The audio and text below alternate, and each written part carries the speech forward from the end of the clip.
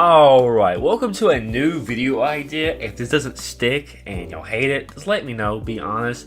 But it is Classic Match Saturday. Every Saturday, I'm going to try to look over and talk about a favorite match that could be a classic, a forgotten classic, or a match I really like and I just think I should talk about with you guys and see how you think about it.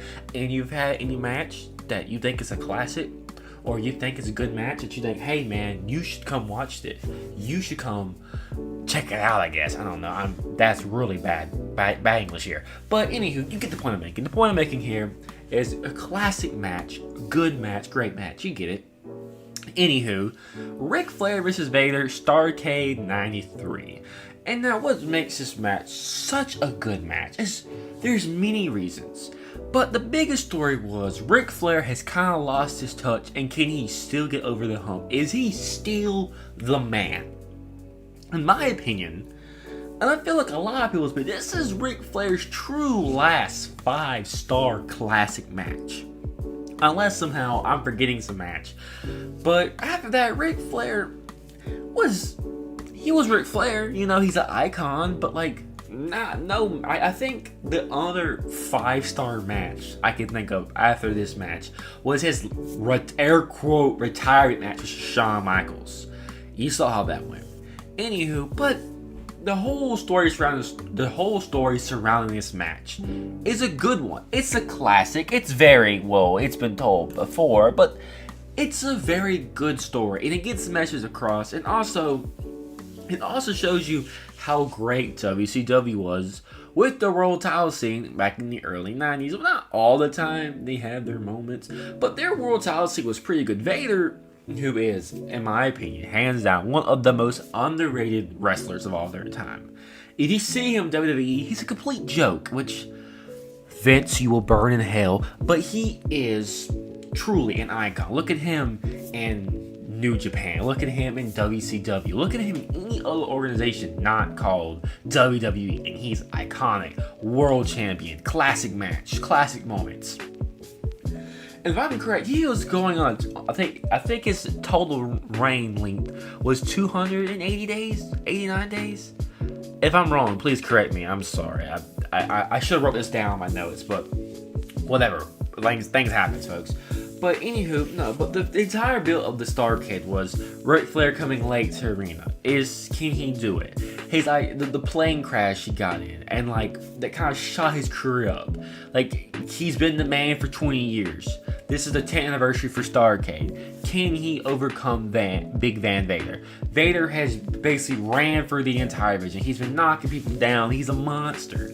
Can the man be the man and beat the monster? Or is the monster the man? And then you get to the match, which it's a good match. You have Vader ragdolling, destroying, throwing him around, beating the tar out of Ric Flair, like twisting his arm, making him scream and plead for his life, as Vader just mocks him. And like, it makes you realize also, side note, Ric Flair has clarified in many interviews and like stories that Vader was one of the safest people he's worked with in the ring. He said he'll let Vader hit almost any move on him 10 out of 10 times, more than anyone else probably. So, shout out to Vader. Shout out to Vader. Underrated, man. WWE, you will burn in hell. But back to the match. Vader was destroying Ric Flair. Harley Race's out there, you know, they're talking their junk. And Ric Flair, you know, he didn't get their dirtiest player in the game for no reason. They didn't give it to him because he ran out of names. He started playing dirty, and he started taking him out in the ring, and he started whacking and throwing me around with the chair and junk, and that crowd was hot. I mean, that Charlotte crowd, North Carolina, they wanted their homeboy to win, and as soon as he started cheating and he got a little dirty and played into his bag of tricks, the match turned around, and it's like, wow, can he do it? Can he win one more world champion? And he did. As you know, Ric Flair obviously ended Vader's reign and became WCW World Champion, and became World Champion in general again. And like, a lot of people have to go and like crap on Ric Flair now because like he's really tarnished his legacy. But go back in the 80s. his match with Harlem Rays, his feud with Dusty Rhodes, the Four Horsemen, his classic matches with Ricky Dragon Steamboat, his match with Vader will show that Ric Flair is an icon for a reason, and also shows you how great Vader is too. And honestly, I've been thinking about going back and looking into Vader's world title run as WWE World Champion, his longest reign, obviously, not like his 70-day reign and stuff like that, his actual longest reign as world champion for WCW. And for the show itself, it wasn't okay. The open match was pretty solid. Teddy Long was there. Everything else in the middle was just take it or leave it. I'm not gonna criticize it unless you want to review the whole show entirely. Then I will sit down and I will do that. But until then, I'm not gonna go in depth everything.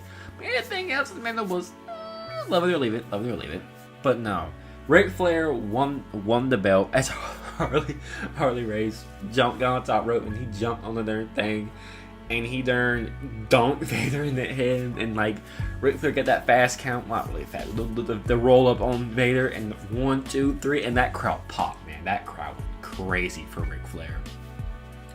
But no, this is a fun match. If you haven't seen it, I do recommend it. No amount of words or description or storytelling can tell you how great the build for this match is and how awesome the build up to it, and the match itself. It's a 5-star classic. It's generally one of the matches that you can watch over again and it goes, wow, this is wrestling, brother. You know what I'm saying? Not being corny, but being real.